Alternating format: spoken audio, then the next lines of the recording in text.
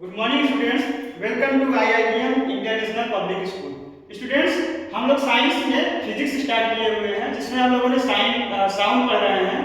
आज की क्लास में हम लोग कैरेक्टरिस्टिक्स ऑफ साउंड पढ़ने वाले हैं। Characteristics of sounds are loudness, pitch and quality. So students, today we will study about loudness. Loudness को स्टडी करने से पहले सबसे पहले हम लोग एग्जांपल के थ्रू कुछ यहाँ पे ऑब्जर्वेशन देखने वाले हैं। यहाँ पे क्या किए हैं, एक स्ट्रिंग को फिक्स कर दिए हैं 2 एंड्स पे। यहाँ पे सेकंड स्ट्रिंग को दोनों एंड्स पे हमने फिक्स कर दिया है और दोनों को क्या किया गया है, यहाँ पे वाइब्रेट कराया गया है। दोनों स्ट्रिंग को क्या किया गया, प्लग करके छोड़ दिया गया है तो वाइब्रेट करने लगा है।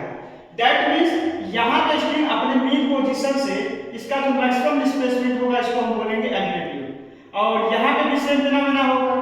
दोनों केस में देखने को क्या मिल रहा है कि यहाँ का एम्पलीट्यूड इसकी कंपेयर में ज्यादा है। दैट मीन्स यहाँ पे जो साउंड प्रोड्यूस होगा वो लाउडर साउंड प्रोड्यूस होगा as compare to this one. यानी कि हम यहाँ से कंक्लूड करके कह सकते हैं कि अगर कोई बॉडी वाइब्रेट कर रही है और उसका एम्पलीट्यूड ज्यादा है तो उसका लाउडनेस भी ज्यादा होगा। यहाँ पे देखिए हमने एम्पलीट्यूड के फॉर्म में बनाया हुआ है। यहाँ पे देखिए इस वेव का एम्पलीट्यूड एंड इस वेव का एम्पलीट्यूड।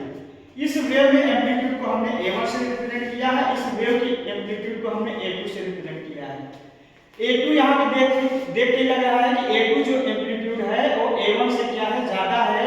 दैट मींस इस केस में इस वेव की जो एम्पलीट्यूड है ज्यादा है, दैट मींस इसकी लाउडनेस भी ज्यादा होगी इसकी कंपेयर में। यानी हम कह सकते हैं कि लाउडनेस अगर ज्यादा होगा तो एम्पलीट्यूड भी ज्यादा होगा एंड लाउडनेस कम होगा तो एम्पलीट्यूड भी कम होगा। और यहाँ पे हम लोग कुछ और भी टर्म देख लेते हैं। तो लाउडनेस को हम ऐसे भी बोल सकते हैं कि जो एनर्जी पास हो रही है, energy passing per unit area से जो एनर्जी पास हो रही है उसको हम बोलते हैं मतलब लाउडनेस उसकी ज्यादा होगी अगर ज्यादा एनर्जी पर यूनिट एरिया से पास होगा। यहाँ पे कहते हैं कि loudness is more when amplitude is more and loudness is less when amplitude is less. जैसे हम लोग गाना सुनते हैं कहते हैं वॉल्यूम बढ़ाइए वॉल्यूम घटाइए, तो वॉल्यूम बढ़ाने का मतलब ये है कि आप क्या कर रहे हैं, एम्पलीट्यूड को बढ़ा रहे हैं। दैट मींस लाउडनेस भी क्या हो जाएगी, इंक्रीज हो जाएगी। और लाउडनेस को हम लोग डेसिबल में मेजर करते हैं, जिसको हम सिंपल करते हैं dB, small d capital B। यहाँ पे हम लोग देखते हैं कुछ जो some factors which affect loudness. यहाँ पे पहला है area of vibrating body and second one is distance of listener and third one is nature of medium. यहाँ पे देखिए 2 ड्रम बना के दिखाए गए हैं। इस ड्रम का देखिए एरिया क्या देखने को मिल रहा है, कम देखने को मिल रहा है इसकी कंपेयर। तो कौन सा ड्रम से ज्यादा लाउडर साउंड प्रोड्यूस होगा? ऑब्वियसली इस ड्रम से ज्यादा लाउडर साउंड प्रोड्यूस होगा।